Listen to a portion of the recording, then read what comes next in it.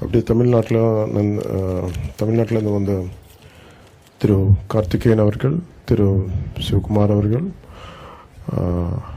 கந்தசஷ்டி கவசம் பாட்டு உங்களுக்கு ரொம்ப நன்றி. பழனியிலேருந்து வந்த பாலாஜி அவர்கள், ஸ்ரீ பாலாஜி, திரு பாலாஜி அவர்கள், திரு சுப்பிரமணியம் அவர்கள், Tamil Nadu state Kandhan charitable trust representative and heads of Palani town citizen forum, உங்களுக்கு எல்லாருக்கும், தமிழ்நாடு மக்களுக்கு எல்லாருக்கும் வணக்கம். దిస్ ఈజ్ మన పళని మనం ఆరుపడి వీధి అని சொல்லுவாங்களே సార్, అది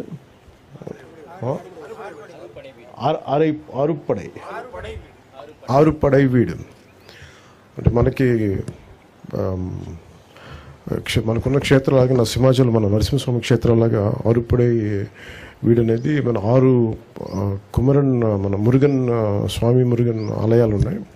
సో వాటిలో ప్రత్యేకించి నేను పళని వెళ్ళినప్పుడు అక్కడ నాకు ఒక రిక్వెస్ట్ ఇచ్చారు. నాకు బాలాజీ గారు, సుబ్రహ్మణ్యం గారు, మాకు ఇక్కడ సౌకర్యం లేదు, మాకు చాలా 2-3 బస్సులు మారాల్సి వస్తుంది, మీరు ఎట్లయినా కొంచెం దీన్ని చూడండి అంటే వెంటనే నేను మన రవాణా శాఖ మార్చులు శ్రీ మరి తెలియజేశాను మన రామప్రసాద్ రెడ్డి గారికి. వెంటనే మన ఆఫీస్ నుంచి మనస్ఫూర్తిగా వెంటనే దాన్ని అంటే చెప్పిన రిక్వెస్ట్ நீங்கள் ரிக்வெஸ்ட் சொன்ன உடனே ஒரு அதுக்கு ஈவினிங் சாங்ஷன் ஆயிடுச்சு. அதுக்கு like to I'm grateful to honourable CM Shri Nara Chandrababu Naidu garu for giving an immediate permission, also to Mandipalli Ramaprasad Reddy garu for immediately giving permission to let it get it operated. అలాగే కొనకళ్ళ నారాయణరావు గారికి కూడా నా ప్రత్యేక ధన్యవాదాలు. ద్వారకా తిరుమలరావు గారికి కూడా నా ప్రత్యేక ధన్యవాదాలు తెలియజేసుకున్నాను. ఎందుకంటే ఇది చాలాసార్లు అంటే నేను ఈ ట్రైబల్ ఏరియాస్కి వెళ్ళినప్పుడు రోడ్లు ఎలా ఉండవు, చాలా సమస్యల మీద, జనవాణి సమస్యల మీద, కార్యక్రమాల మీద, అంటే ఎవరైనా ఏం కోరుకుంటామంటే ఒక సమస్య చెప్పిన వెంటనే పరిష్కారం తొందరగా వస్తే మనం ఆశిస్తాం. ఒకసారి మనసున్నా కానీ అన్నిసార్లు జరగదు.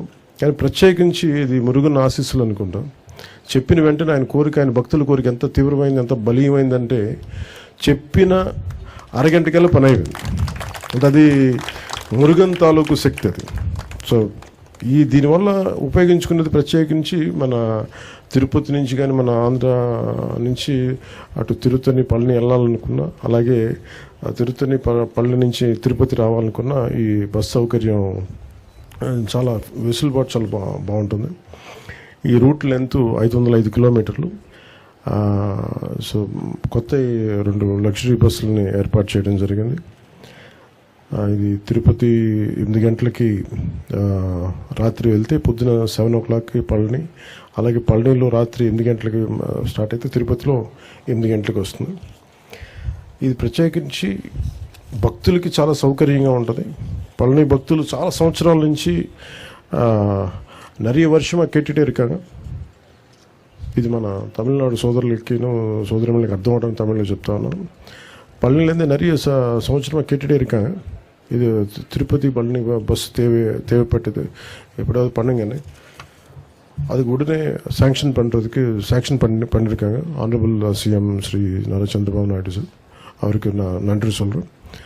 అలాగే దండాయుధపాణి స్వామి ఆలయంలో ఆధ్యాత్మిక కేంద్రంగా ఉన్న పవిత్ర ప్రాంతం అది. ఈ ఆలయం తమిళనాడులో అత్యంత ప్రముఖంగా లక్షలాది మంది భక్తులు వస్తారు. కందస్వామిగా భక్తులందరూ ప్రేమతో పిలిచే మురుగన్ స్వామి కృపకి అంకితమైన ఈ ప్రాంతం భారతదేశంలో అత్యంత ప్రాచీనమైన పుణ్యక్షేత్రంలో ఒకటి పేరుగాంచింది. అదేవిధంగా తిరుమలకి ఎంతోమంది భక్తులు అత్యంత ప్రియమైన క్షేత్రం వెంకటేశ్వర ఆలయం కలియుగ వైకుంఠంగా భావించబడుతుంది. ప్రతిరోజు లక్షలాది మంది భక్తులు ఈ పవిత్ర స్థలాన్ని దర్శించడానికి దేశం నలుమూల నుంచి వచ్చి స్వామివారి ఆశీస్సులను పొందుతూ ఉంటారు. కానీ ఇప్పటివరకు పళని నుండి తిరుపతికి నేరుగా వెళ్ళాలంటే భక్తులు వివిధ ప్రాంతాల్లో బస్సులు మార్చుకుంటూ చాలా ఇబ్బందులు పడుతూ ఎన్నో కష్టాలు ఎదుర్కోవాల్సి ఉండేది. వృద్ధులు, మహిళలు, చిన్నపిల్లలు వేసుకొని ఇలాంటి ప్రయాణాలు చాలా తీవ్రమైన ఇబ్బంది గురవుతారు.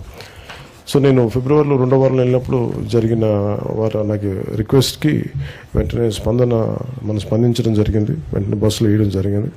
సో భక్తుల అవసరాన్ని అర్థం చేసుకుని తక్కువ ఖర్చుతోటి, అంటే ఇందాక మీకు ఆ ఖర్చు కూడా ఏంటంటే ఒక 680 రూపాయలు పెద్దలకి, 360 రూపాయలు చిన్నపిల్లలకి. తక్కువ ఖర్చుతో భద్రతతో కూడిన ప్రయాణాన్ని అందించేందుకు గౌరవ ముఖ్యమంత్రి శ్రీ నారా చంద్రబాబు నాయుడు గారి నేతృత్వంలోని కూటమి ప్రభుత్వం వెంటనే నిర్ణయం తీసుకుంది.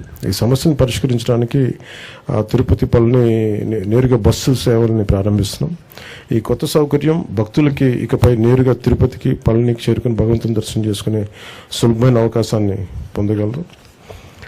ప్రయాణ సమయం గణనీయంగా తగ్గడమే కాకుండా తిరుపతిలో వెంకటేశ్వర దర్శనంతో పాటు భక్తుల దగ్గరలో ఉన్న కాణిపాకం, గుడిమల్లం, శ్రీకాళహస్తి, తిరుచానూరు వంటి ఆలయాలకు కూడా దర్శించుకోవచ్చు.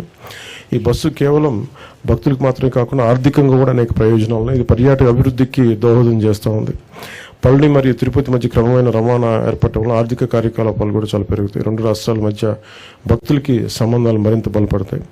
ఈ సేవను విజయవంతం చేయడానికి సహకరించిన రాష్ట్ర వన యోజన మరియు క్రీడా శాఖ మంత్రివర్యులు శ్రీ మండిపల్లి రామప్రసాద్ రెడ్డి గారికి, కేంద్ర అలాగే ఆంధ్రప్రదేశ్ మరియు తమిళనాడు రాష్ట్ర రోడ్డు కార్పొరేషన్ అధికారులకు ప్రత్యేక ధన్యవాదాలు తెలియజేసుకుంటూ గౌరవ ముఖ్యమంత్రి నారా చంద్రబాబు నాయుడు గారికి ప్రత్యేక ధన్యవాదాలు తెలియజేసుకుంటూ సెలవు తీసుకున్నాను.